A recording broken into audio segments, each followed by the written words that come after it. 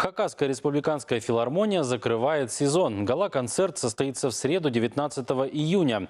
Как завершат юбилейный 30-й сезон, артисты рассказали сегодня на пресс-конференции. По традиции жителей Хакасии ожидает большой праздничный концерт, в котором примут участие солисты и симфонический оркестр филармонии, а также ансамбли, в том числе песни и танца «Улгер», этно-рок-группа «Иренек Хан» и детские хоровые коллективы. В заключении подведут итоги годовых акций «Самый счастливый» и «Самый активный зритель».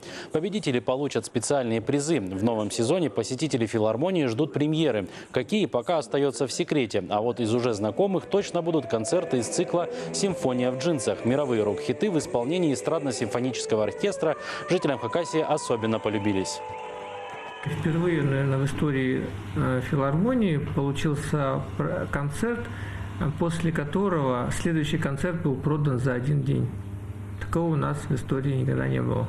Это было как бы приятное такое дополнение. Плюс, что я очень благодарен этому проекту и отклику людей. То у нас около 2000 людей пришло в филармонию впервые. Они никогда не были в филармонии. И я очень счастлив, что в нашем городе на 2000 любителей музыки стало больше, которые, может быть, захотят еще раз к нам прийти.